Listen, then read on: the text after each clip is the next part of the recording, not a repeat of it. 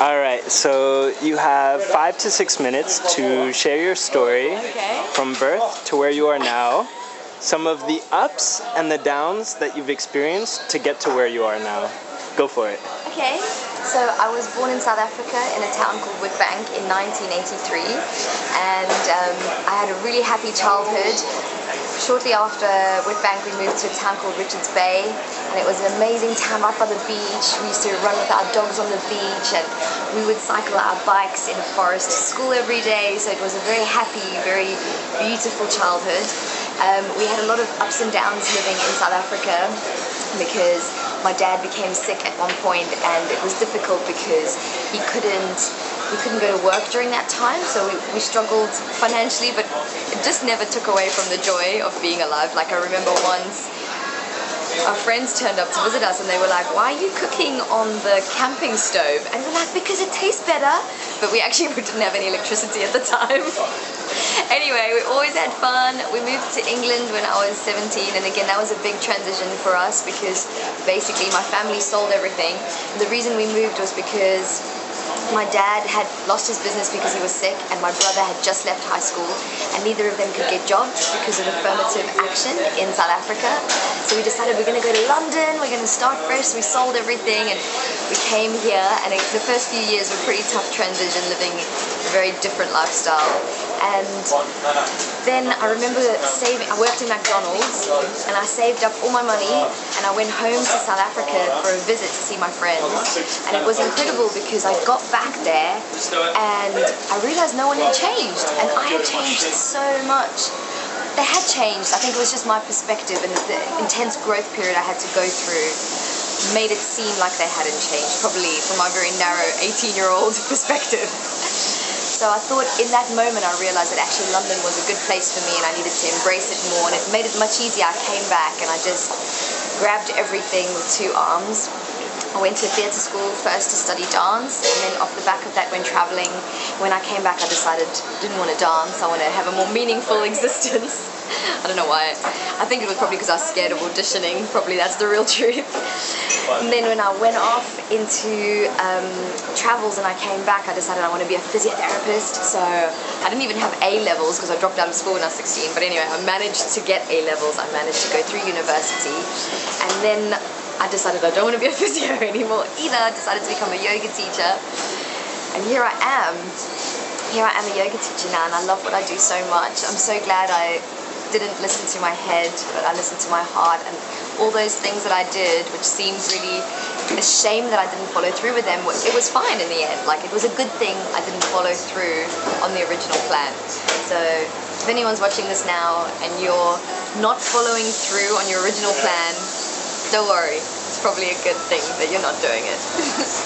Is that my time? So you have some more time. Okay. Let's ask some questions. What do you stand for in life? I stand for love, which sounds really cheesy and you're like, but I think self-love is probably the thing that we lack the most in this life, and if we had it, your life would transform. Beautiful. If all the children in the world were listening to you right now, what would you say to them? I would tell them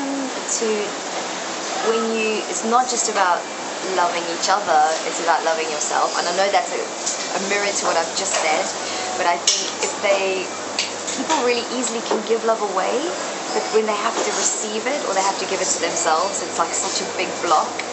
I think we spend so much of our lives trying to gain approval from other people, and we're our own worst enemies. And I think if you just stop and just go, I love myself whether I make it or I don't make it. I love myself if I have lots of hair or no hair. I love myself if I have big feet or small feet. I love myself no matter what happens. Like, if I have lots of Instagram followers or just a few Instagram followers, I love myself. I think then you attract all the good stuff, you know, and you end up seeing life as just a journey and a beautiful game that you get to play every single day. Nice. Biggest fear in life? I think my biggest fear is, right now, I'm turning 32, and although I earn a good salary with my teaching, I would say I'm not in a financial place. I don't see myself progressing financially to a point where I will easily be able to retire or buy a house And I think that a little part of my heart worries that I'm going to be old and have no pension and have no security. I suppose that's a fear that I have. But you just have to trust, I suppose. Just have to put a little bit of trust in, I don't know what, just the power that life always has a way of working itself out, no matter what. How do you feel right now after sharing a part of your story? I feel really good, actually. I think it's an important thing that, you know what, you're so amazing. This man's so amazing. Because people don't talk about their stories enough, and I think this is one thing that I realized in my life. Everybody has a story, and everybody's story is so amazing when you just sit down and you give them a chance to tell their story. It's incredible what you learn. I remember listening to a podcast once of a man. He basically goes to like CEOs and really famous people, and he basically coaches them with issues they're having.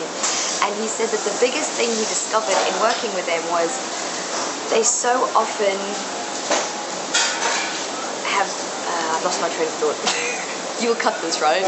No. This is not being edited? Nope. You have to cut this last one. Nope. Why? This is so embarrassing. Because it's a really good point, but it's gone out my head. What was the question?